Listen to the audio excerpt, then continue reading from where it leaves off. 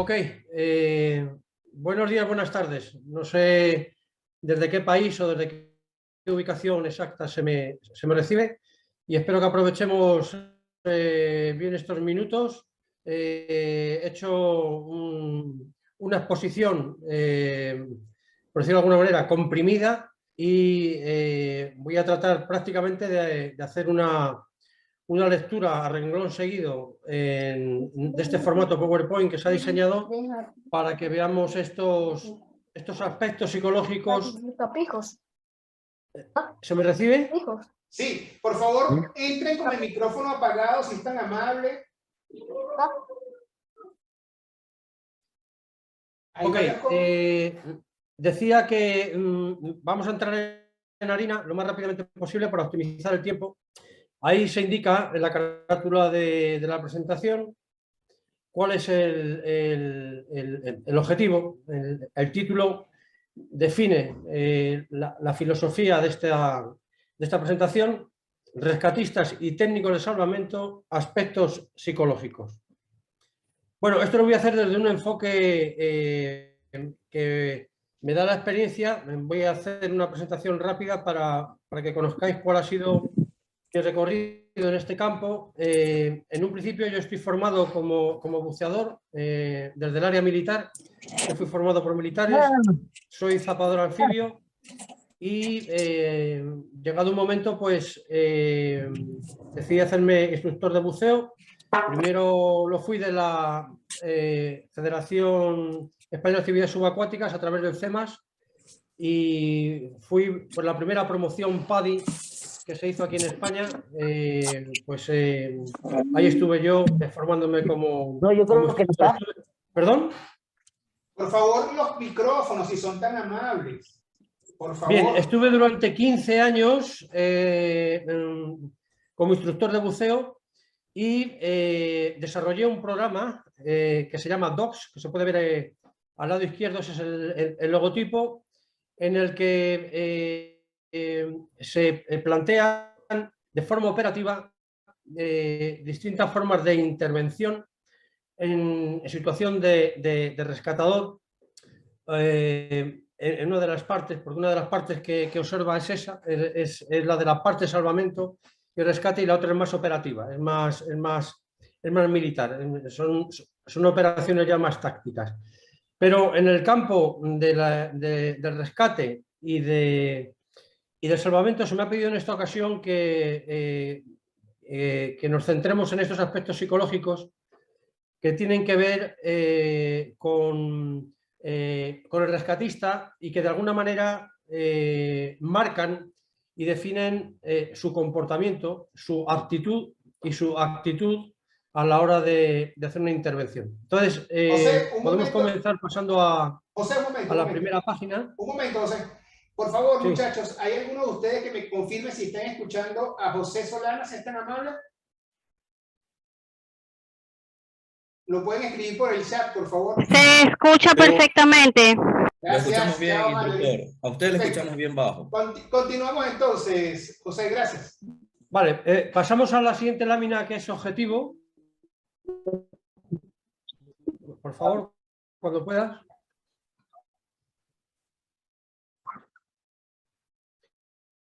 Bien. Ahí se va cargando poquito a poco el texto. Bien, el objetivo formal es proveer de conocimientos de psicología operacional a rescatistas y técnicos de salvamento. Ya el título anterior apuntaba hacia este mismo objetivo, y ahora, pues de forma más literal, esto es lo que buscamos. Entonces vamos a pasar al índice de contenidos, a la siguiente lámina. Cuando puedas, por favor. Sí.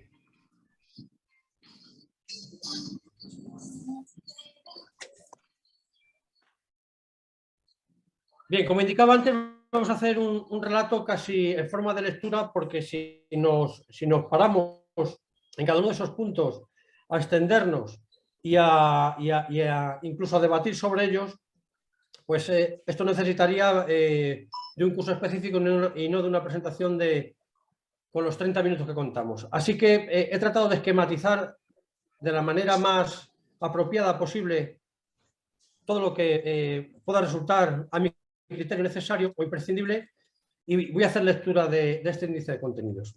Psicología y emergencia. Fases de la emergencia. La paradoja del perfeccionamiento en el entrenamiento repetitivo. Situaciones más frecuentes del riesgo en estrés. Consideraciones cuando la vida está involucrada en un rescate. Situaciones más frecuentes que conllevan riesgo de estrés. Mecanismos que pueden desarrollarse en un rescatista sometido a estrés. El síndrome del ego. Víctima, rescatista y observadores. Psicología de emergencia aplicada al rescate, estado de crisis y mecanismos de defensa inconscientes. Bien, pues vamos a pasar con la psicología de emergencia en la siguiente lámina. Cuando pueda, por favor.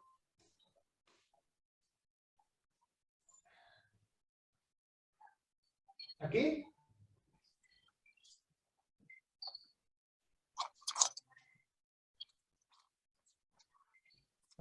Bien, bueno, completado el curso, esto es lo que se supone que deberíamos ser capaces de haber asimilado, sería reaccionar psicológicamente de forma correcta durante situaciones de emergencia como rescatista, realizar las acciones psicológicas adecuadas que nos ayuden a sobrevivir desde el rol de rescatista y reconocer y corregir deficiencias psicológicas en intervenciones operativas de emergencia.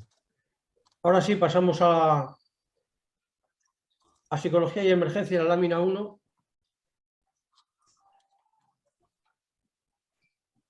Del desarrollo. Vale. Psicología y emergencia. Bien. Como digo, voy a hacer una lectura literal, aunque resulte un poco impersonal, pero ya digo, es la mejor manera de llegar al objetivo y de esquematizar todo lo que quiero reflejar en un tiempo tan limitado. Normalmente, psicología y emergencia se interpretan como aspectos paralelos y no confluyentes en un mismo punto y lugar. Con tal motivo, es difícil apreciar a simple vista los efectos que pueden presentarse en los rescatistas sometidos a una exposición continuada en distintos escenarios hostiles. Sumado a ello, las diferentes vivencias y capacitación anterior, distintas entre un rescatista y otro, hacen que cada uno de ellos puedan tener también distintas conductas ante similares situaciones. Por lo tanto, se recomienda que un rescatista sea quien entable una relación directa con la víctima. Así, se convertirá en el nexo entre esta y su grupo de trabajo. Para esto se requiere... Robert, una pregunta rapidita. ¿Para este tipo de tomas tengo que ocupar de esto o tengo que ocupar de aquello? Hay una aquello? voz en off por ahí que no ha tocado el micrófono. Listo, José. Pasamos a la siguiente, por favor.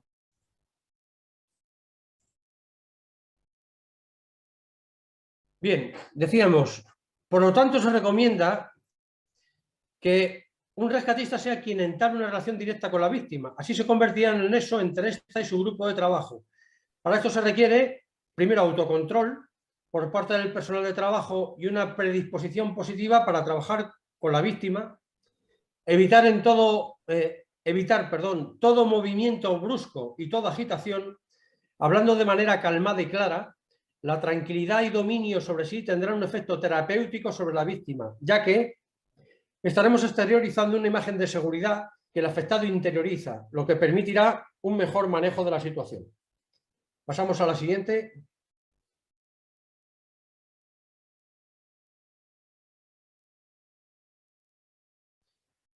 Algunos psicólogos describen varias fases en una emergencia por las cuales pasa el rescatista. El estado de alerta, que de un estado de reposo se pasa bruscamente a un estado emocional que genera un gran derroche de energía y carga anímica. Una etapa que podemos denominar como heroica. En esta segunda etapa comienza nuestra llegada al lugar, comienza desde el momento en que nosotros llegamos al lugar de los hechos, donde comenzamos a percibir lo que está a nuestro alrededor, estimulándonos a actuar con prontitud y arrojo. Esto es algo genérico que todos los que hemos participado alguna vez en una actuación de estas características, pues es ese estímulo, esa adrenalina, esta fase en la que uno toma conciencia de que su actuación pues puede determinar la diferencia entre la vida y la muerte, y la que nos lleva pues a realizar actos a veces que si no son meditados y no tienen una capacitación detrás y una psicología de cómo afrontarlo, pues puede convertirse en un peligro para nosotros e incluso para nuestro equipo. Ahora vamos a seguir avanzando en la siguiente lámina sobre este aspecto. Por favor, Francisco. Bien, fase de emergencia 2. Misión cumplida. Una vez terminada nuestra labor, viene la etapa de la misión cumplida. Es en esta fase que, aun estando satisfechos y orgullosos de nuestro trabajo, comenzamos a sentir el peso de la situación. Una especie de depresión afectará en menor o mayor grado a los miembros que estuvieron expuestos al rescate. Luego está la evaluación, que es el análisis racional del trabajo realizado. Un análisis objetivo y por encima de los intereses personales, que tiene por principal función consolidar el trabajo del equipo en futuras emergencias. Aquí es donde se realizan las consultas, sin importar cuán insignificante parezca, ya que la piedra filosofal de uno puede ser solo el grano de arena para el otro, y sin embargo están en el mismo equipo. Es decir, toda participación dada en esa actuación por un equipo, haya sido del nivel que haya sido, todo ha formado parte de un conjunto que hay que poner en valor. Y a veces incluso esos pequeños granitos de arena que pueden pasar desapercibidos en un momento dado pueden determinar la diferencia entre el éxito de la misión o el fracaso. Así que no se desdeña nada, se analiza absolutamente todo, desde la acción más relevante, digamos, o más visible, hasta aquellos aspectos que han podido pasar desapercibidos y que pueden haber marcado la diferencia. Todo eso se expone, se analiza, se interpreta y se trata de emplear como una herramienta, como una base para las siguientes misiones. Vamos a continuar, por favor. Disculpad esta tos, pero bueno, he atravesado un buen catarrazo. He estado dando un curso fuera y aquí cuando llega el invierno, pues los cambios de temperatura son muy importantes. Bien, cuando un compañero esté dudando de sus capacidades, usted debe apoyarlo anímicamente, teniendo especial cuidado de que este aliento no le obligue a dar más de sí de lo que puede. Esto es un aspecto que hay que tener efectivamente cuidado. Una cosa es animar a que este compañero realice una actuación que entendemos que está capacitado para ello, que no va a ofrecer un riesgo innecesario. Y otra cuestión es que animemos a alguien hasta la euforia incontenida y que esta euforia le lleve a no hacer una valoración correcta del escenario donde va a intervenir. Quizás un espaldarazo o una palabra de aliento basten para sacar de sí lo mejor, logrando con ello estrechar la relación del equipo. Vamos a continuar, por favor. Si bien el entrenamiento repetitivo de técnicas enseña, aquí se ha debido de mover un poco, la lámina, a ver si la veo completa. Bien. Decía, si bien el entrenamiento repetitivo de técnicas enseña y vuelve al rescatista a una persona diestra y hábil, la misma repetición se vuelve en su contra, ya que se provoca un acostumbramiento mental a un tipo fijo de situación. Existe por ello la posibilidad de un quiebre mental en el momento de afrontar una situación extrema donde pueden aparecer otras variables. Esta paradoja puede llevar al rescatista a una situación de estrés, llegando a tornarse peligroso. Tanto más si se prolonga en el tiempo, ya que lleva al agotamiento mental, a la inseguridad y al agotamiento de las energías del cuerpo. ¿Qué quiere decir esto? Quiere decir que la reiteración, bueno, la repetición de la técnica dicen que hace al maestro, y eso es cierto hasta cierto punto. Esta maestría se puede plasmar en un entorno controlado, en un entorno planificado y en un entorno en el que no es previsible o no aparecen, porque los entrenamientos a no ser que el propio organizador del entrenamiento, director del evento, meta algunos extraordinarios, digamos, que puedan descolocar al rescatista para acercarle en la mayor o mejor medida a una situación real, esto nunca va a ser posible. Una situación de real tiene tantas variables, tantas cuestiones asociadas a la intervención, que si yo realizo un entrenamiento y mi esquema mental reproduce de forma literal y mecánica esa intervención, puede ser que alguna de esas variables me saque del contexto, me saque las patas del tiesto, como se dice vulgarmente, y impida que tenga una adaptación a ese cambio y, por tanto, una predisposición a veces a tener que variar esa estructura que yo tengo e intervenir bueno, con herramientas de circunstancia, que podríamos decir, con herramientas o situaciones que no estaban medidas, que no estaban calibradas perfectamente y que en el entrenamiento cotidiano no surgen de forma espontánea. Vamos a seguir con lo siguiente, por favor.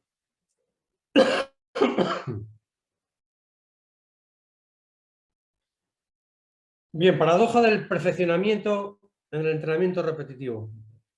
Es abundar más en esto que hemos dicho. Si bien el entrenamiento repetitivo de técnicas enseña y vuelve al rescatista a una persona diestra y hábil, la misma repetición se vuelve en su contra, ya que se provoca un acostumbramiento mental a un tipo fijo de situación.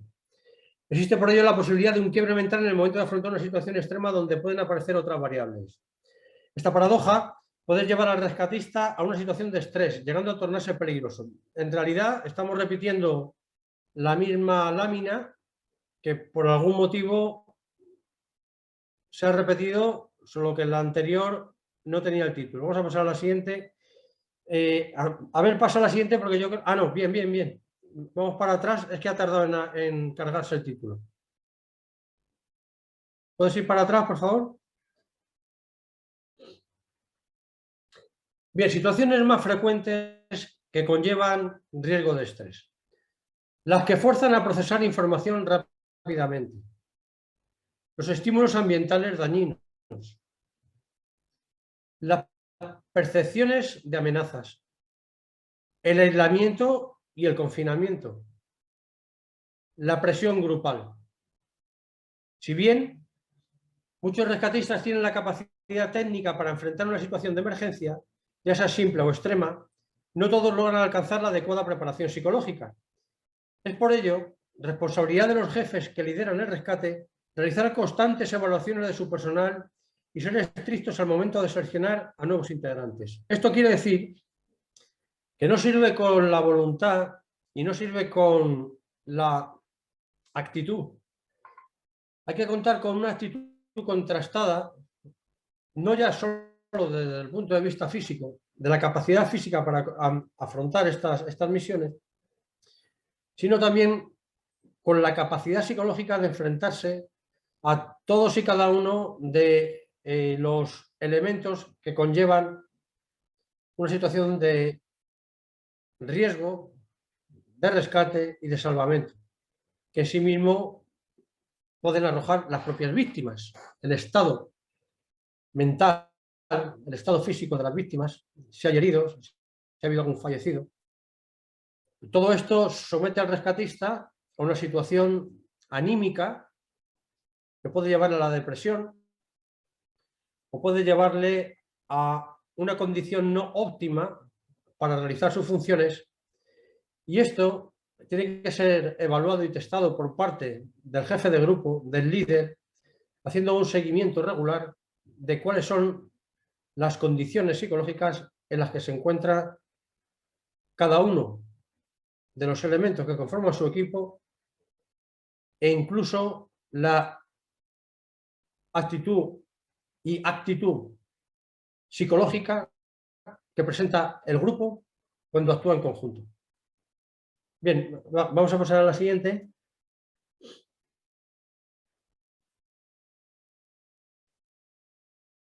Consideraciones a tener presente cuando nuestra vida o la de alguien están involucradas en un rescate. Bueno, esto es el Padre Nuestro del rescatista.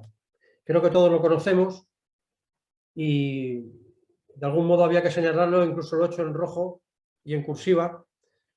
Usted es el número 1. Su grupo de trabajo es el número 2. La víctima es el número 3.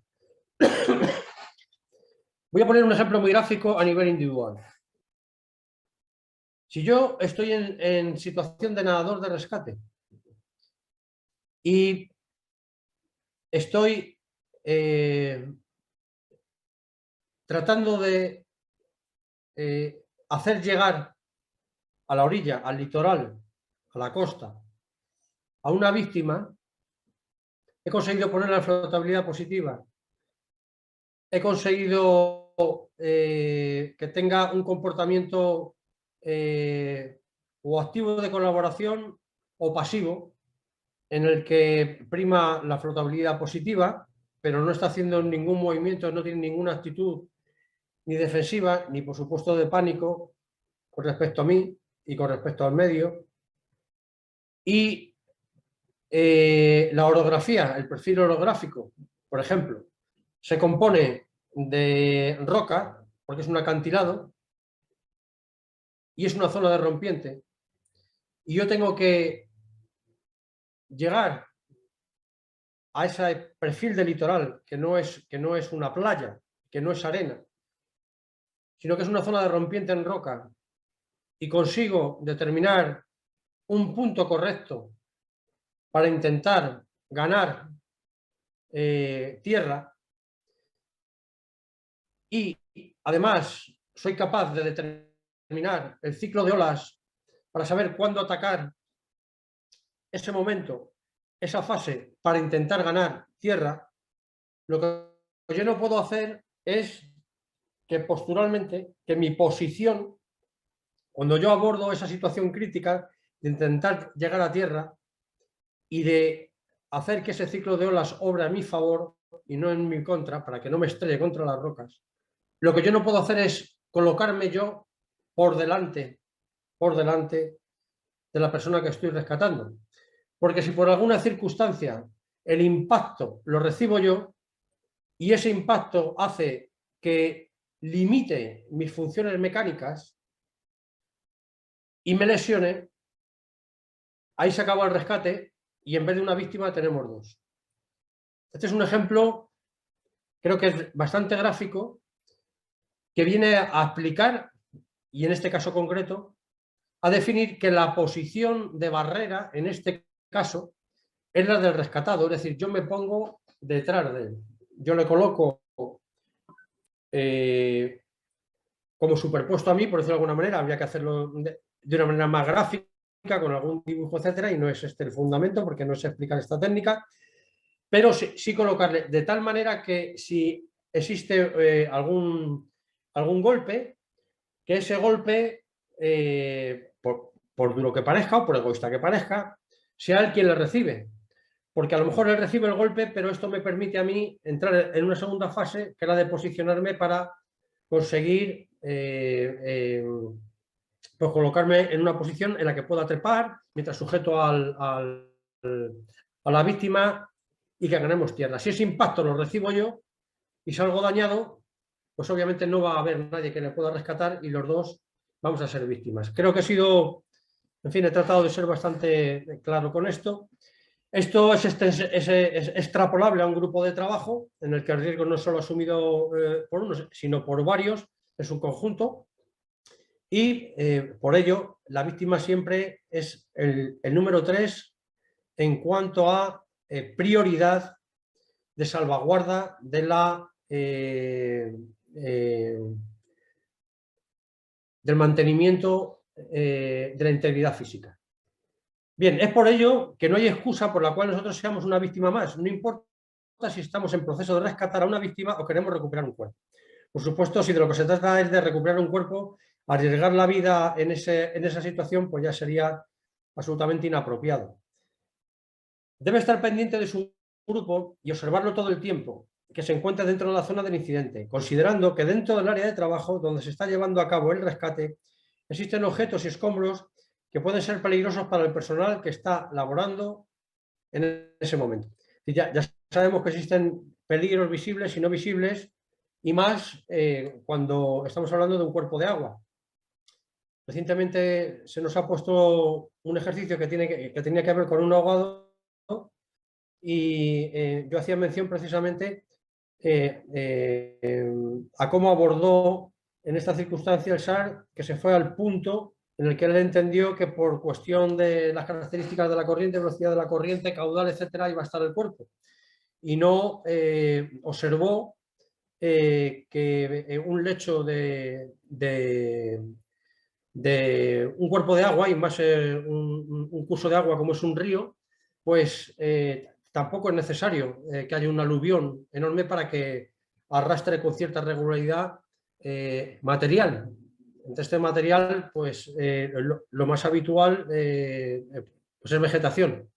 Entonces, que un cuerpo, una vez que se ha producido el ahogamiento, la sumersión, quede atrapado por estos elementos, por este tipo de material, pues es algo a tener muy en cuenta, muy presente, y que se manifestó con claridad en este evento que estudiamos recientemente. Vamos a pasar a la segunda, por favor, cuando puedas. Bien, situaciones más frecuentes que conllevan riesgo de estrés. Las que fuerzan a procesar información rápidamente. Los estímulos ambientales dañinos. Las percepciones de amenaza. Esto lo hemos visto antes. El aislamiento y el confinamiento y la presión grupal. Vamos a pasar a la siguiente, por favor.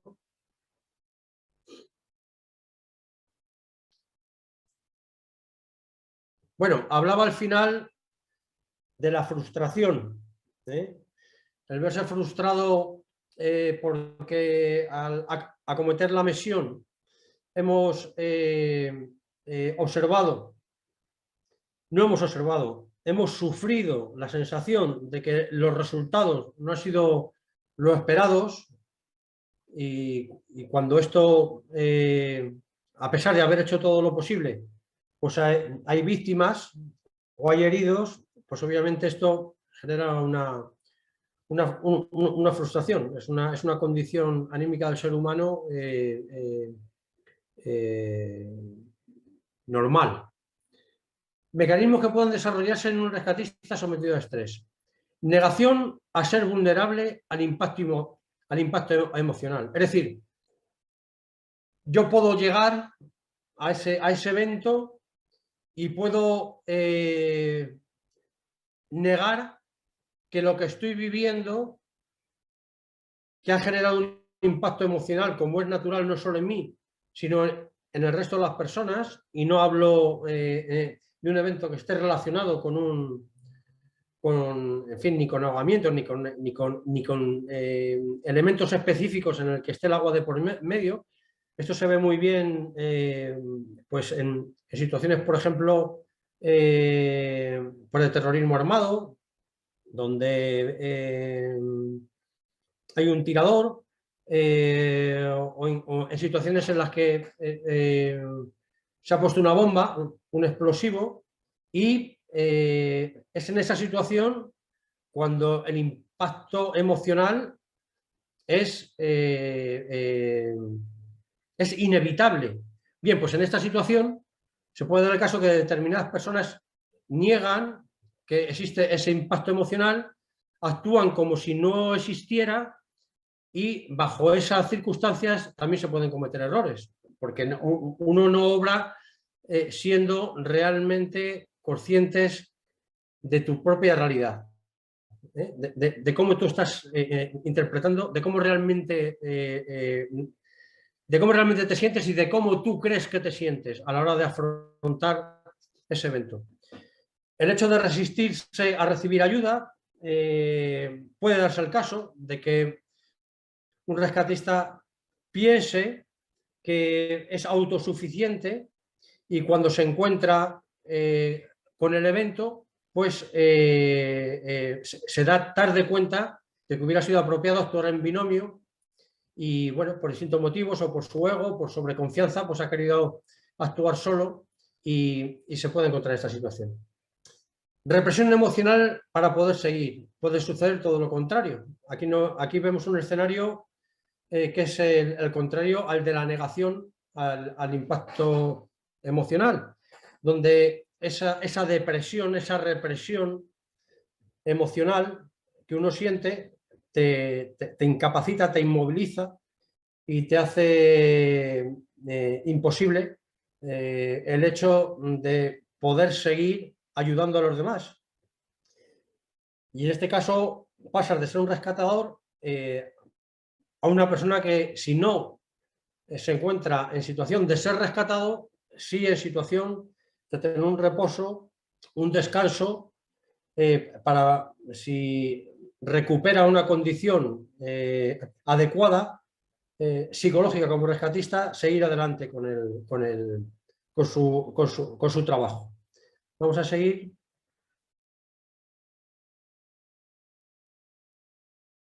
Gracias.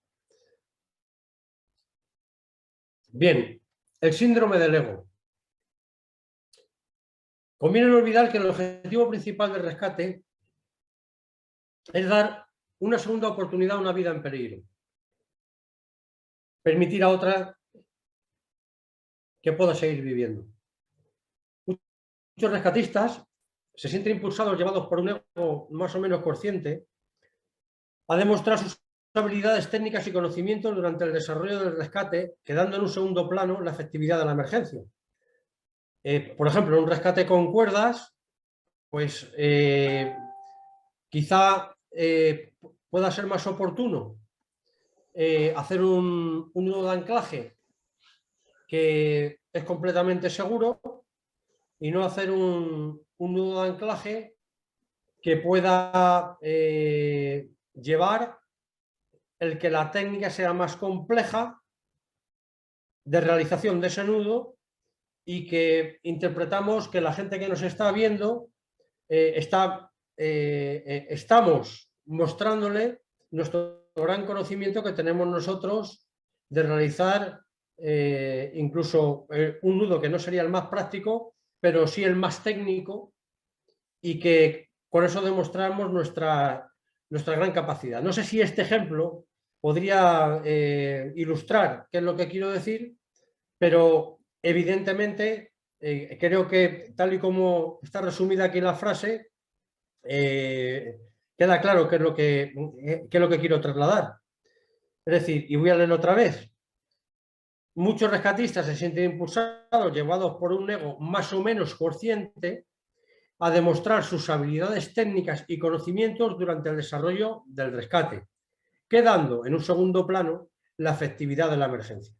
Siempre la efectividad de la emergencia tiene que privar sobre el preciosismo, sobre el tecnicismo, garantizando siempre que la técnica que estamos aplicando es la procedente, claro. Perdón. Un rescatista que demuestra conocimiento y manejo del tema tranquiliza, pero sin embargo adornarse demasiado en el dominio de la técnica atenta contra el rescatado, porque está perdiendo su horizonte funcional, que es el rescate de la víctima. Vale, vamos allá, vamos a continuar, por favor.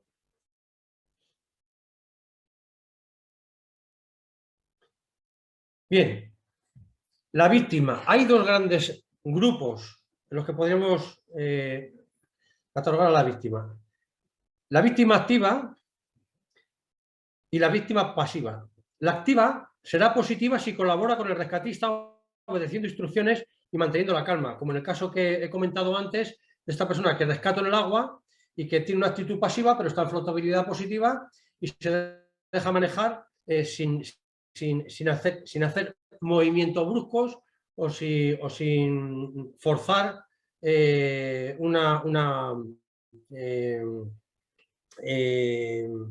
sin forzar una situación que ya de por sí es compleja, enfrentándose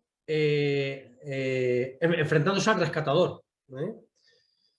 Entonces, decíamos, la activa será positiva si colabora con el rescatista obedeciendo instrucciones y manteniendo la calma. Será activa negativa si predomina una actitud autodestructiva en la víctima, provocando un rescate extremadamente difícil para el equipo.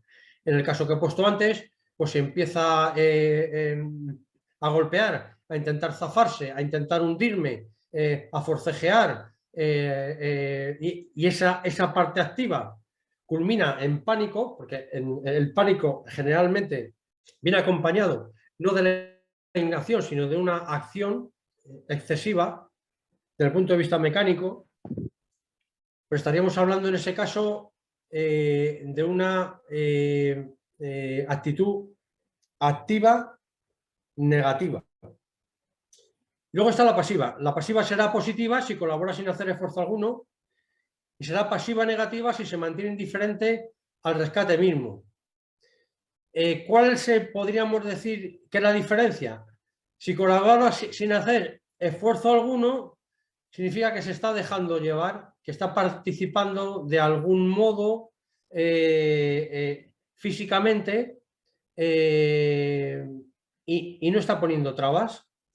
Una pasiva negativa, en el caso que estaba exponiendo antes, en el del agua, pues sería una persona que no solo está pasiva en cuanto que lo único que hace es mantenerse a flote, ayudarme a mí a que él se mantenga a flote, bueno, por su posición, por hacer una respiración relajada, por mantener las vías aéreas elevadas, etcétera, sino que además, bueno, se mantiene indiferente, gira la cabeza, él no está pendiente de si viene una ola o no viene una ola, de si traga o no traga agua.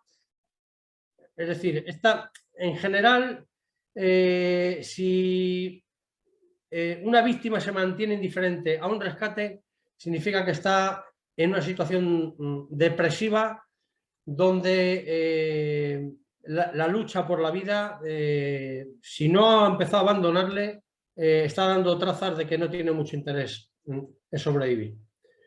Vamos a seguir adelante, por favor. Esta es la misma de antes. Bien. El rescatista. Es la pieza fundamental del grupo de rescate. Si los miembros están adecuadamente entrenados, aparecerán como un grupo cohesionado, entregando a la víctima una imagen tranquilizadora y el entorno será favorable a la acción del grupo. Esto es de sentido común. A ver, en grupos de voluntarios en los que ese grupo se ha formado de manera casi espontánea, colaboran y hay un coordinador del grupo, no se puede garantizar que estas personas van a actuar de manera cohesionada porque no están entrenados para ello y porque no se conocen. No conocen ni sus fortalezas, ni sus debilidades, ni sabes cómo van a reaccionar en una experiencia traumática. Entonces, cuando se habla aquí de rescatista, se habla de rescatista en su faceta de técnico de salvamento. Entonces, es a partir de ahí cuando podemos hablar de grupo cohesionado y de acción de grupo efectiva, etc. No se debe actuar, pero sí apresuradamente, pero sí con la... A ver. No se debe actuar apresuradamente. No se debe actuar apresuradamente, pero sí con la máxima diligencia que nos permita intervenir con efectividad, aplicando siempre el código ESTA, que nos puede llevar unos breves segundos, pero que si tenemos ya experiencia, nos permite que ese momento que nos paramos, poder tener una visión global del conjunto que a la hora de reflexionar sobre qué vamos a hacer, nos sitúe en las mejores condiciones posibles para poder actuar. Entonces, el código ESTA siempre, en mi opinión, debe ser aplicable, aunque nos lleve unos segundos el hecho de intervenir por fuerte que sea la emergencia. Tenemos que tener bien claro el entorno donde vamos a intervenir, como hemos dicho antes, para no convertirnos en una víctima. Si nosotros de forma apresurada intervenimos porque vemos que la urgencia es extrema, pero no hemos hecho una evaluación anterior, cuando abordamos ese rescate podemos convertirnos en víctimas. Es el ejemplo típico de cuando hay un cable de corriente que está sumergido en un fluido y si no hago una evaluación del entorno, entro y me puedo convertir en víctima. Es cuando decido entrar en una fosa séptica, resulta que hay una cantidad o de dióxido de carbono que me puede hacer perder el conocimiento o de monóxido de carbono que no detecto y que me hace perder el conocimiento y me convierto en víctima. Y es porque no he parado, he pensado y actuado. Bien, vamos a seguir. Los observadores. Bueno, los observadores, esto sería un capítulo aparte, porque los observadores en general, desgraciadamente, no hacen otra cosa que entorpecer y con su curiosidad no hacer aportaciones positivas al evento, sino todo lo contrario. Entonces, bueno, en innumerables casos estarán presentes y su presencia no debe estorbar a un rescatista entrenado adecuadamente. Esto se dice fácil, ¿verdad? Pero bueno, eso sería lo ideal.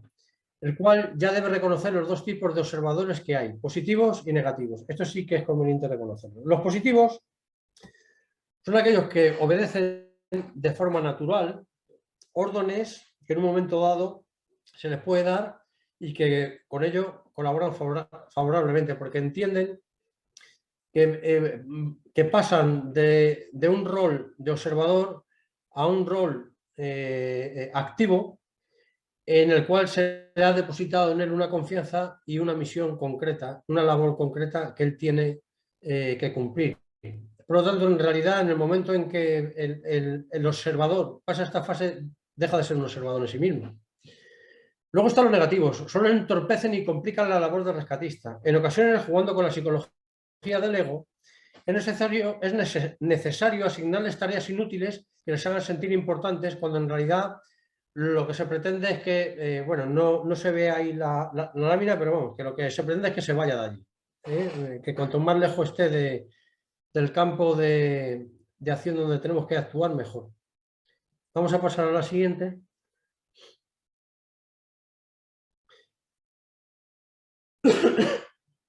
Bien. Psicología de emergencias aplicada al rescate. La definiremos como la contención emocional ante un estado de crisis que enfrentan las víctimas y otras personas ante una emergencia, estando saturados los mecanismos de adaptación de las personas que la sufren. Es decir, nosotros tenemos que ser contenidos. Y el hecho de ser contenidos, desgraciadamente, no se consigue hasta el momento en que uno ha adquirido una experiencia que te ha dado la vida, en el que has enfrentado situaciones en las que tu vida ha corrido riesgo. Esto, bueno, pues lo tienen muy claro en el sentido del veterano, ¿no? Es la veteranía, el término veterano que tan extendido está en el ámbito marcial, en el ámbito castrense. El soldado, el militar, que ha pasado por una fase traumática en combate, pues obviamente esa experiencia que él ha vivido y ha tenido que superar, aunque luego haya podido quedar el famoso síndrome postraumático, que no solo afecta al militar y que puede también afectar a un rescatista, cómo no. Esta contención emocional viene dada, en mi opinión, por el trayecto empírico profesional que ese rescatista tiene. También es cierto que el temperamento de la persona influye en estas cuestiones.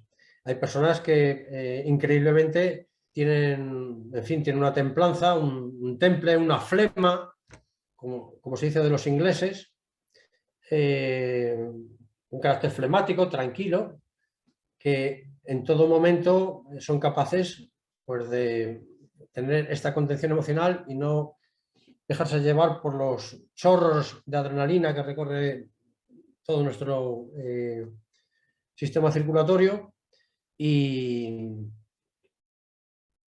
que nos llevan a no abordar la misión como corresponde. Esta contención emocional como actitud nos puede ayudar a mejorar nuestra aptitud, agilizando el proceso de rescate, ya que es menos complicado rescatar a una persona calmada, activa o pasiva positiva, que a una persona descontrolada, activa negativa, la cual incluso puede poner en riesgo la seguridad de todo el grupo. Bueno, esto creo que está claro.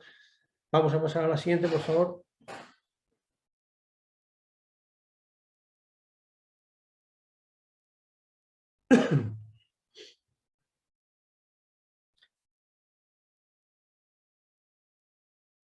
Bien, seguimos. Nuestra intervención, al ser los primeros en llegar, es tratar de aplicar el código PAS, antes lo hemos visto, proteger, avisar, socorrer. Restablecer el equilibrio emocional de la víctima. De ahí la importancia que tiene la interacción con la víctima y nuestra capacidad psicológica, que es el tema que nos ocupa en este webinar. Brindar protección y seguridad. Aliviar los síntomas de estrés. Aliviar la desorganización emocional y su ansiedad. Y lograr que la víctima se adapte lo mejor posible a la situación inesperada. Vamos a pasar a la siguiente lámina. Yo espero poder haceros llegar este PowerPoint para que lo podáis conservar todos y espero que, en fin, os pueda servir en algún momento como ayuda, como recordatorio. Bien, nuestra intervención, esto ya lo hemos visto, pasamos a la siguiente. Bien, estado de crisis. Es la exposición ante un evento agudo, profundo y violento en el que la víctima se encuentra ante una presión enorme y desconocida. Si se ven sobrepasados nuestros esfuerzos para ayudar a procesar la crisis, se necesita ayuda profesional. El estado de crisis puede producir diferentes reacciones. Una es el temor.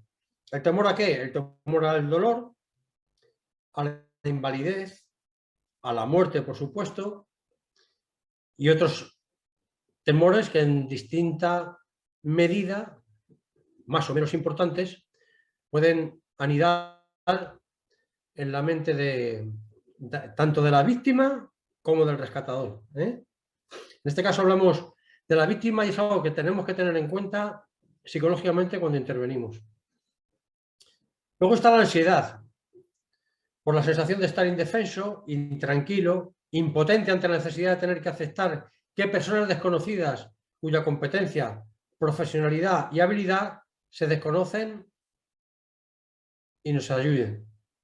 Es decir, la víctima, cuando nosotros intervenimos, por una parte, esa indefensión hace que se deje llevar por las pautas que nosotros le indiquemos.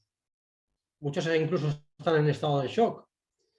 Pero por otra parte, determinadas personas, todos en general, pero determinadas personas que son por naturaleza desconfiadas, esa desconfianza va a primar durante toda la operación.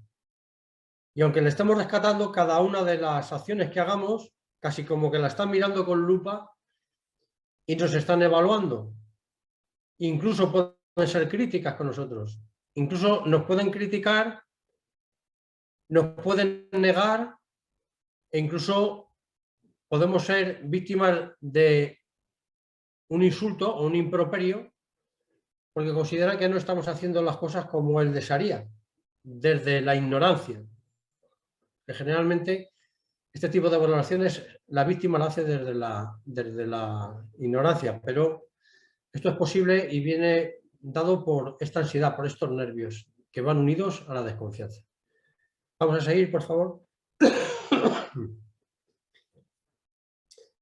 Bien, aparece la depresión, que es al sentirse incapaz de actuar, de moverse y de contribuir a su propia salvación. Eso ya lo hemos visto antes.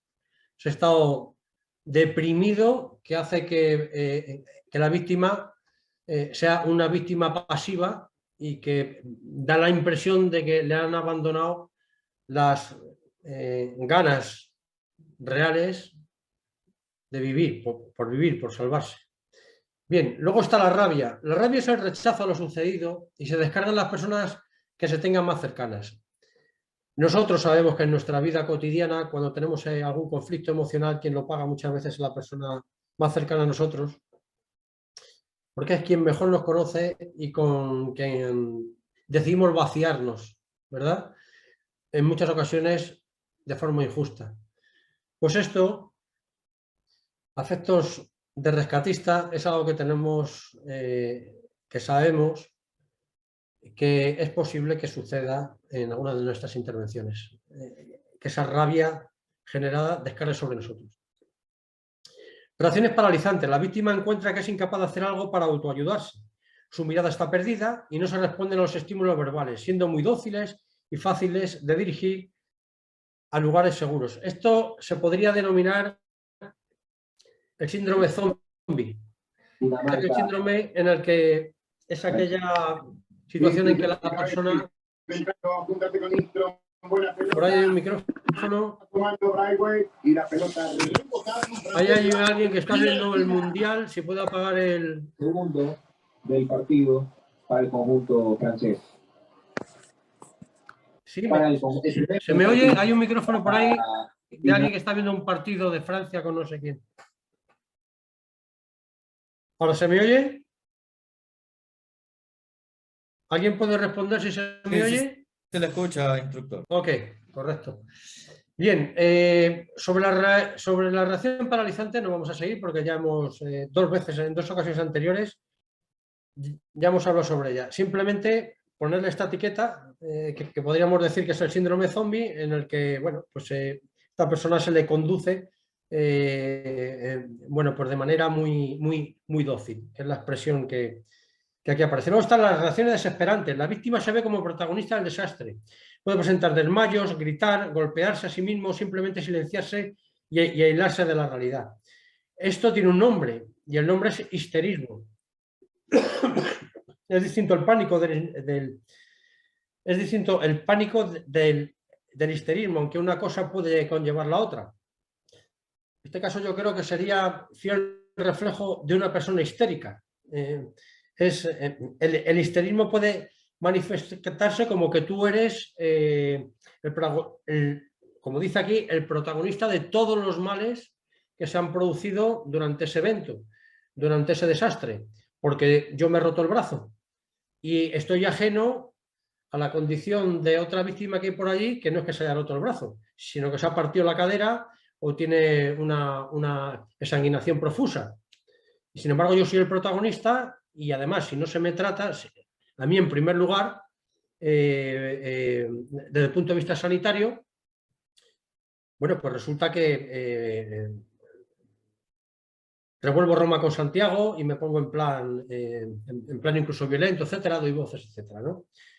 Eso a veces viene llevado por la desesperación, puede venir llevado por la desesperación, porque estás en una condición anímica en la que consideras que no hay esperanza para lo que a ti te sucede o ha sucedido, aunque en realidad los males que tú has sufrido hasta el momento no sean de gran dimensión, como el ejemplo que he puesto de alguien que se le ha roto por un brazo, por ejemplo, y que dramatiza esa situación de forma desesperada, como si fuera el fin de la vida para él, ¿no?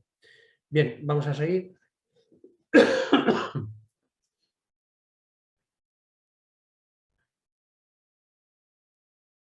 Bueno, un paso más allá serían las reacciones violentas. Se ven en víctimas que han sufrido pérdidas materiales o humanas, las que ya no, de las cuales ya no van a recuperar. Entonces,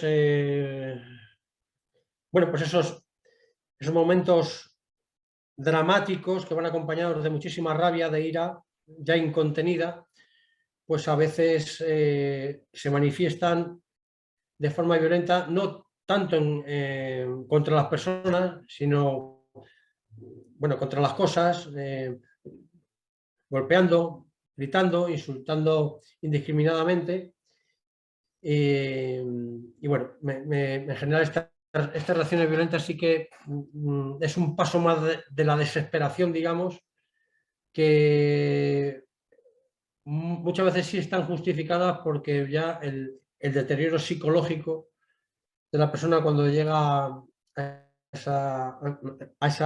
ese estado, que en condiciones normales es una persona que su vida cotidiana no manifiesta violencia, pues toda esa carga la suelta. Yo esto lo he visto en repetidas ocasiones en víctimas de terrorismo, porque yo desgraciadamente, por mi formación, pues he tenido que sufrir durante un periodo de mi vida escenarios en el que, bueno, pues he visto verdaderas carnicerías, y cuando las personas contemplan esta situación, hay una combinación de negación y de ahí pasan directamente a la reacción violenta sin solución de continuidad, con solución de continuidad, perdón, y ves que bueno, es un desahogo que el propio organismo requiere, pues para no volverse loco, para no colapsar o en fin, o por evitar un paro cardíaco o en fin, algo de este tipo. Entonces, estas reacciones violentas hay que contar con ellas y realmente existen. ¿Cómo tratarlas? Ya es otra cuestión que no tenemos tiempo de evaluar, de extendernos aquí. El pánico es la consecuencia de la búsqueda inútil dentro de nosotros mismos, de la respuesta que hemos de dar ante un peligro que nos amenaza. Es un factor que agrava el riesgo individual, puede anular toda la voluntad sobre qué hacer frente al peligro, llegando a generar una ceguera psicológica.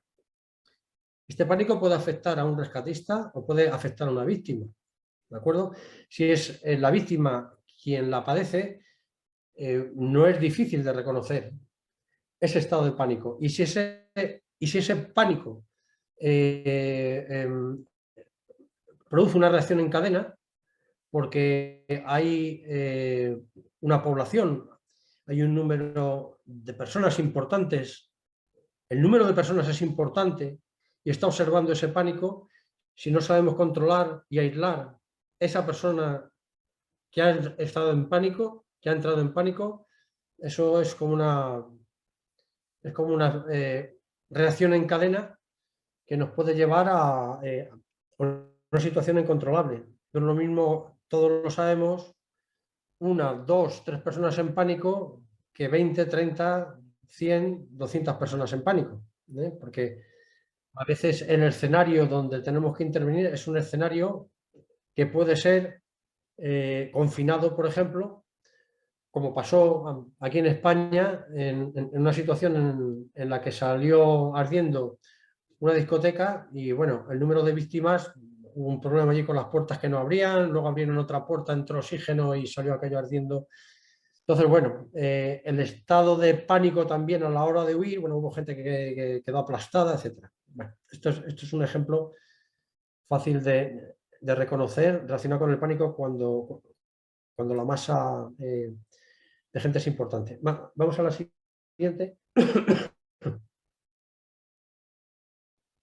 Las crisis pueden también producir otras reacciones que podemos llegar a manejar mejor si las conocemos. Negación de la realidad. No es lo que se siente, sino lo que quiere sentir. Es decir, uno niega lo que está sucediendo, se hace, por decirlo de alguna manera, una especie de película ad hoc que se ha hecho que él se ha fabricado para sí mismo y, bueno, estás viendo que lo que él percibe y cómo está reaccionando con respecto a lo que percibe no tiene nada que ver con lo que realmente ha sucedido. La regresión, que son actitudes inmaduras o infantiles, es decir, entrar en una situación, digamos, como de desamparo, lo que decimos en España, por ejemplo, que es el lloriqueo, ¿no? El estar en una situación, bueno, como de protestar por todo, como de incapacidad de hacer nada, de tener una absoluta dependencia de los demás, casi infantiloide, cuando sí que tengo ciertas capacidades que puedo poner en juego, al menos para salvar mi vida, sino para colaborar en salvar la de los demás. Entonces, esta es una actitud que tiene que tener también presente el rescatista, que pueda aparecer. Esa actitud infantiloide en la que parece que esa persona no es una persona madura, es un crío con quien está tratando. La proyección, pasarle a otro lo que en realidad le está afectando a él, es decir, él está sufriendo un síndrome, está sufriendo una situación de estrés, y él interpreta que quien lo está sufriendo son los demás, que él está estupendamente, que los que están histéricos, los que están en estado de pánico o están muertos de miedo son los demás, y él está perfectamente. Desplazamiento consiste en redirigir una emoción desde el objeto original hacia otro, manifestándose en forma agresiva hacia otros.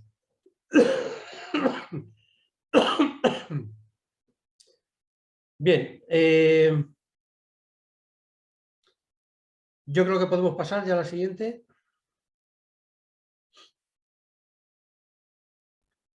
A su vez, estos mecanismos de defensa generan conductas y reacciones que pueden ser reacciones normales. O sea, lo que podemos considerar que es una reacción normal.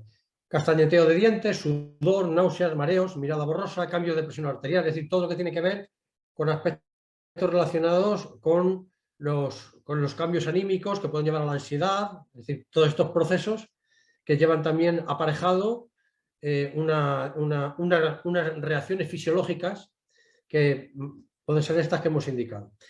Luego están las reacciones hiperactivas. Desarrollan actividades sin sentido, hablan rápidamente, bromean de forma inapropiada y harán sugerencias y demandas sin sentido. Esto es lo que se conoce como esa risa histérica, ¿no? El que se ríe pues casi de forma histérica improcedente porque no hay motivos y no entiende uno dónde está el sentido del humor, y donde se habla también de forma casi compulsiva y nerviosa, en el que en esa comunicación pues prácticamente no se está aportando nada, incluso están hablando de cuestiones que no tienen nada que ver con lo que en ese momento les ocupa, que es el rescate o el salvamento, incluso de su propia vida.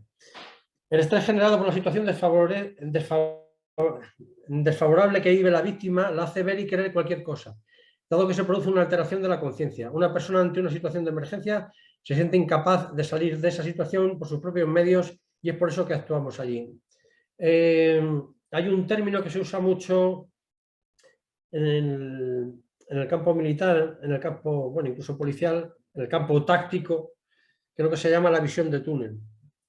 Esta visión de túnel es lo que está exponiendo aquí, que es que una vez que se ha generado una situación de estrés, la visión que yo tengo se concentra en un punto y no me permite más allá de lo que está sucediendo alrededor. Y esa pérdida de evaluación de la periferia puede hacer que otros elementos que son importantes, que están participando de esa emergencia, me pasen desapercibidos, ¿no?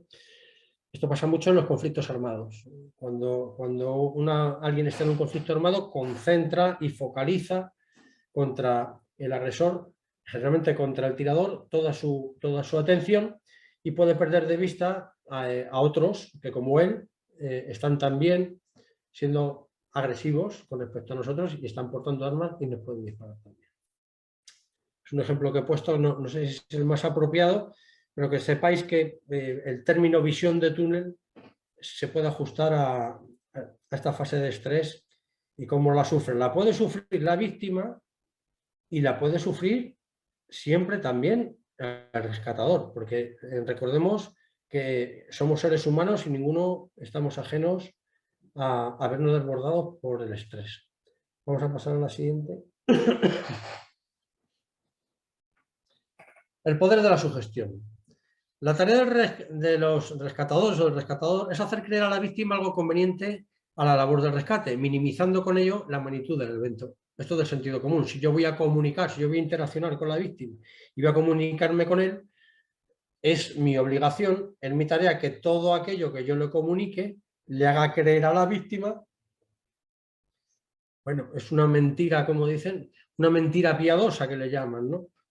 Toda comunicación que yo le haga tiene que ser algo que le anime, a pesar que va a superar el evento. Lo que el rescatador y su grupo digan será considerado como dogma de fe por parte de la víctima, ya que de algún modo en el instante en el que se le brinda ayuda y seguridad a un afectado, este presenta en algunos casos un rol de dependencia absoluta del grupo de rescate y específicamente del rescatista que entable una relación afectiva con la víctima, especialmente si de un niño se trata.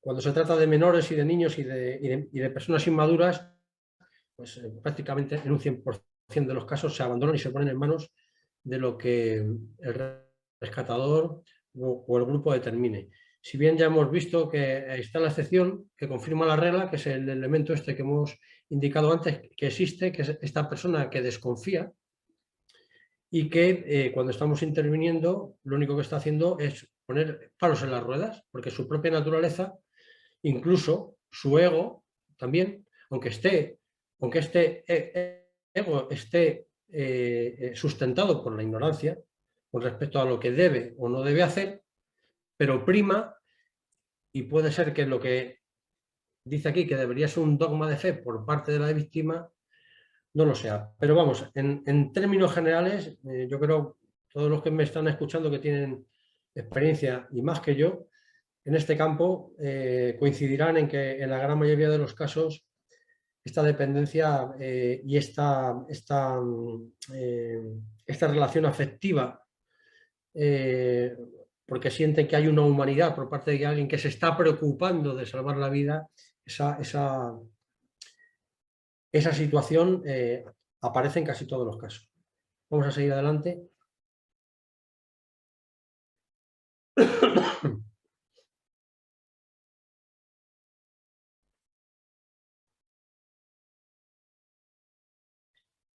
Bien, llevaremos a cabo las siguientes acciones dentro de nuestras posibilidades.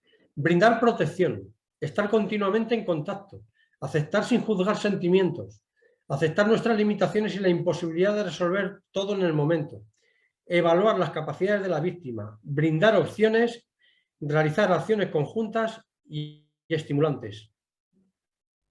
El hecho de aceptar sin juzgar los sentimientos no quiere decir que no intentemos modificar esos sentimientos, que psicológicamente tratemos, si esos sentimientos son negativos, de tratar de que esos sentimientos cambien, evolucionen, para llevarles a una condición más positiva frente al suceso. No quiere decir que le estemos juzgando, quiere decir que estamos corrigiendo. Nosotros no juzgamos si está bien o está mal. Sencillamente interpretamos y tratamos de corregir para que la actitud de esa víctima sea lo más colaboradora o positiva posible. En cuanto a evaluar las capacidades de la víctima, pues es de sentido común. Si yo tengo que sacar a alguien, podría volver al agua, pero vamos a hacerlo en tierra firme. O vamos a una situación de fase de la cubierta de una embarcación, hombre al agua. Si yo estoy en un buque y el punto de abandono del buque y en el momento en el que yo voy a abandonar el buque ha pasado la fase de abandono de buque mediante los botes salvavidas y me veo abocado a realizar un salto, hay buques mercantes que la plataforma de salto está, por supuesto, por debajo de la cubierta, pero está a una altura entre 6 y 7 metros. Si yo ese abandono de buque lo tengo que hacer, o tengo que hacer ese abandono de buque a una persona, vamos a poner que es el cocinero del buque y es un hombre entrado en años y que nadar sabe lo justo, pues obviamente sabemos que las condiciones en las que le vamos a hacer saltar al agua a estas personas son muy límites y tenemos que poner en valor si es la mejor opción siempre hacerle saltar o si podemos posponer esa técnica a alguna otra a posteriori, si nos da tiempo, si las posibilidades lo permiten, y por ejemplo, atarle un cabo, hacerle un arnés de circunstancia y descenderle desde esa plataforma de salto que presenta el buque. No sé si este ejemplo podría servir. Esto entraría también entre este otro aspecto, que es brindar distintas opciones. Aquí he planteado una opción para sacar a esta persona del buque sin necesidad de que haga ese salto que requiere de una mínima técnica y de una acuaticidad. Bien, vamos a pasar a la siguiente.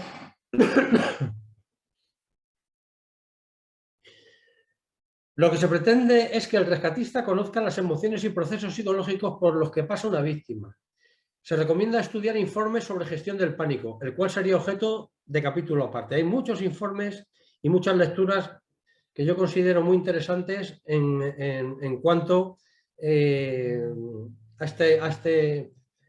este monstruo que está siempre ahí latente y que puede aparecer, que es el pánico, y que puede manifestarse tanto en la víctima como en nosotros mismos. Entonces, saber reconocer cuáles son los primeros síntomas de que esa persona va a entrar en pánico y poder usar algunas herramientas para hacer que esa fase en crescendo disminuye y que baje esos niveles y que no se llegue a esa situación de pánico y que pueda ser bueno, pues un nerviosismo, un estrés más o menos controlado, es importante. Así que animo a hacer lectura, que la hay mucha, y si bueno, estáis interesados puedo incluso recomendar alguna y haceros llegar algún PDF sobre este aspecto.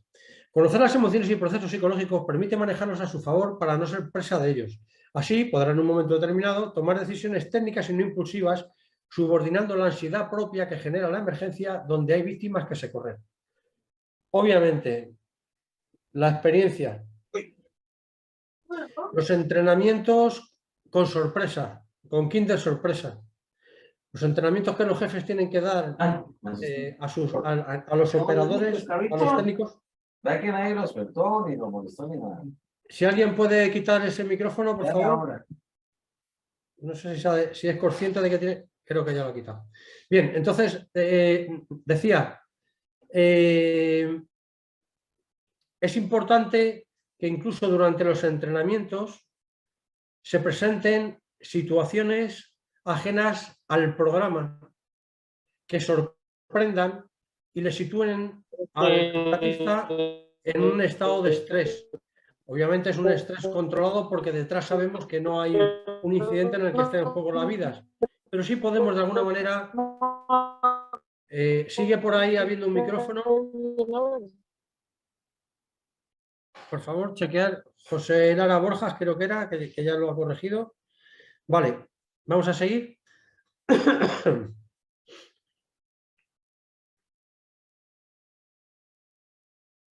La capacidad para adaptarse física y mentalmente a las condiciones adversas es lo que al final determina al destino del superviviente. Su actitud mental positiva es un factor vital que debemos potenciar para determinar el resultado final. Nada más que decir sobre esto. Ya hemos incidido anteriormente en ello. Actitud mental positiva. Actitud mental positiva.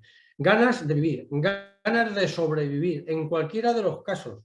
Aun en los casos más dramáticos y más lamentables en los que han habido pérdidas humanas que nos han afectado directamente. Que esto es muy fácil de decir.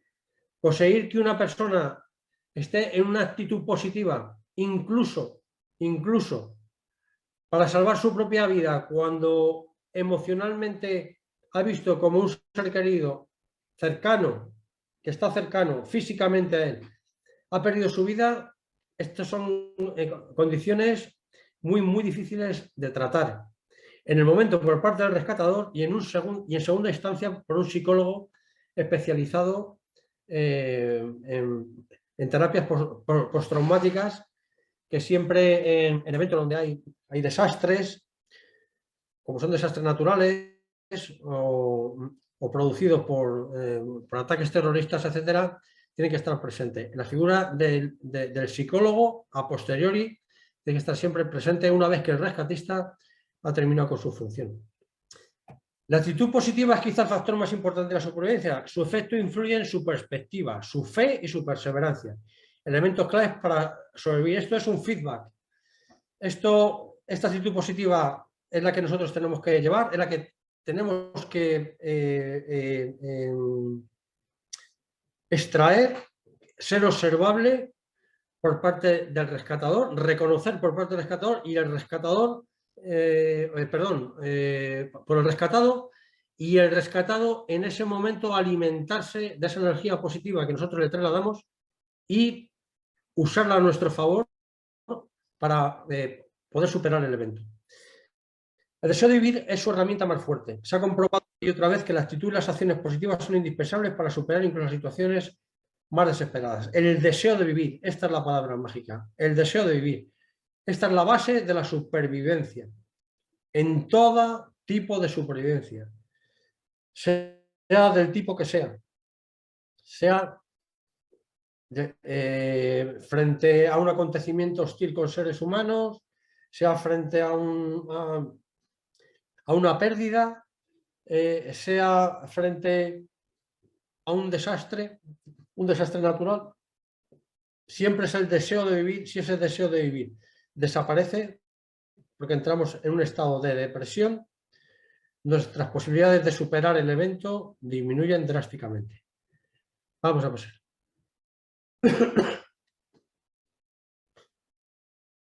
Mantenga siempre una actitud positiva con la víctima respecto a su supervivencia y rescate. Esto mejorará las posibilidades de extender su tiempo de supervivencia hasta que culmine el rescate. Mantener una actitud positiva hasta que termina el rescate. Por ejemplo, vamos a poner que en un buque yo soy un rescatista, helitransportado, bajo la cubierta del buque, y ahí es responsabilidad del rescatista establecer la prioridad de los individuos, de las personas, de las víctimas que van a ser rescatadas. En este proceso siempre van a haber conflictos de orden psicológico y emocional de las personas que están en esa cubierta.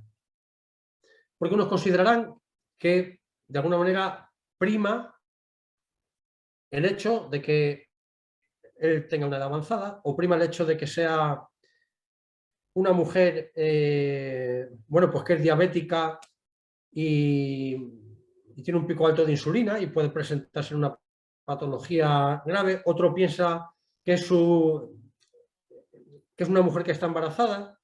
Entonces, en esa especie de triaje que tiene que realizar el rescatador, tiene la difícil tarea de hacer que su actitud positiva le dé ánimos a la gente para que entiendan que todos van a poder ser rescatados y que ese proceso que él ha establecido, ese orden que ha establecido, tiene una razón de ser sin entrar a discutir. Entonces, el mejor arma que tiene en ese momento es su optimismo y la acción. Por ello, esta actitud positiva hace que, si soy capaz de transmitirla a esa serie de personas que tienen que ser trasladadas a una zona segura, se extiendan en el tiempo. Si yo no consigo transmitirles esa actitud positiva, si lo que les traslado es frustración y nervios, esa extensión en el tiempo se reduce y se pueden producir conflictos hostiles entre las personas que pueden llevar incluso a la violencia.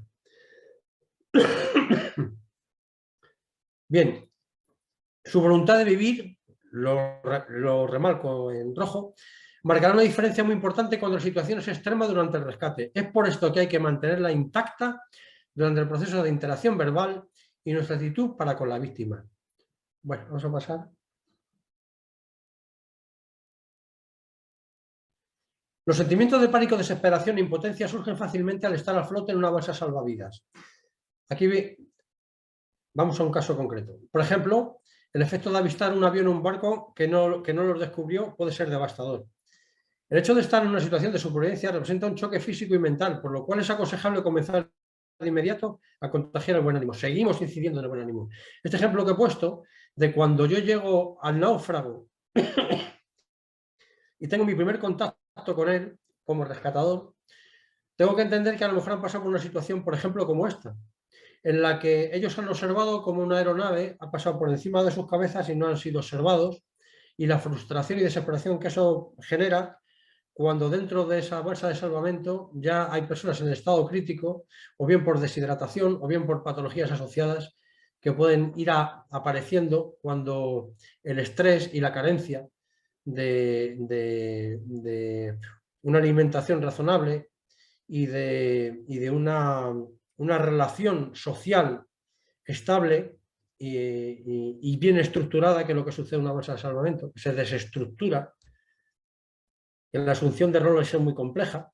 Entonces, cuando yo llego como rescatista, la primera necesidad que tengo es luchar contra ese choque físico y mental que me voy a encontrar de estas víctimas y tratar de contagiarles de buen ánimo, garantizándoles que todos van a ser convenientemente rescatados por el orden que se establezca. Vamos a seguir.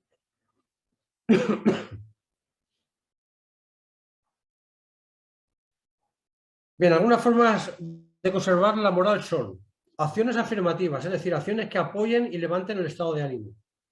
Mantener una actitud positiva, establecer metas que den un propósito a las acciones, conservar la voluntad de sobrevivir.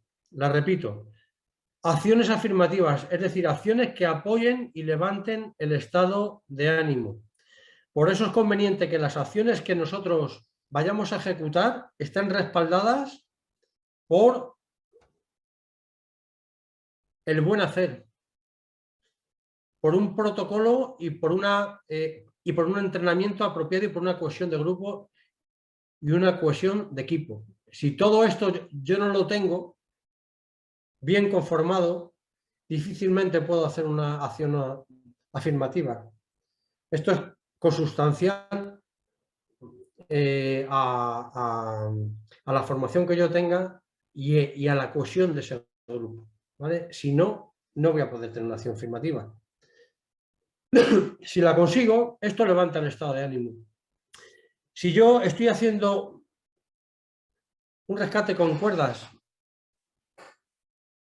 y estoy haciendo un rappel con una víctima y la acción es positiva y se ve que hay agilidad, el resto de las víctimas ven que se está siendo ágil, o hay una escalera de un bombero que llega hasta una ventana donde están llegando las llamas en el piso de arriba y hay humo, y ven que la primera actuación con respecto a la víctima, a esa primera víctima, ha sido ágil, ha sido óptima. Esto, de alguna manera, no tengo que hacer mucho más allá para levantar el estado de ánimo. Es decir, muchas veces el estado de ánimo, en la gran mayoría de las cosas, viene por la optimización de los recursos y por la optimización operativa de la acción que nosotros estemos llevando a cabo. Establecer metas que den un propósito a las acciones. Obviamente, la meta en este caso es hacer que todas y cada una de las víctimas que están expuestas tanto a los gases emanados por el propio fuego como al propio incendio, que puedan descender la escala con seguridad acompañados por el rescatador. Es decir, que la meta esté cumpliendo el propósito al que estoy realizando la acción. Vamos a pasar estas cosas que parece que son de perogrullo, pero bueno, es conveniente tenerlas. Durante la labor de rescate de los técnicos habrá que estar atentos a las manifestaciones de estrés. Cuando detectamos a algún profesional que está sufriendo esta reacción, debemos seguir la siguiente secuencia. Esto es importante reconocerlo incluso a nivel de compañeros en nuestro grupo. Apartar al técnico afectado del lugar de trabajo hasta un lugar sin estímulos agresivos. Preguntarle por su estado realizando una escucha activa. Asegurarse que su estado es normal para la situación por la que está pasando. Proporcionarle apoyo y elogiar su esfuerzo. Esto no hay mucho más que decir porque está muy claramente expuesto y esto es un credo que hay que tener siempre muy en cuenta y aplicarlo con los brigadistas, con los rescatistas, con los compañeros, con los subordinados, para garantizar que su estado anímico es bueno, si no óptimo, que es muy difícil en determinadas circunstancias muy traumáticas que esté en un estado anímico óptimo, pero sí bueno, sí lo suficientemente capaz como para seguir adelante con su trabajo, dando un rendimiento positivo con respecto a las víctimas, pero sobre todo para no convertirse en víctima. Vamos a seguir. Perdón.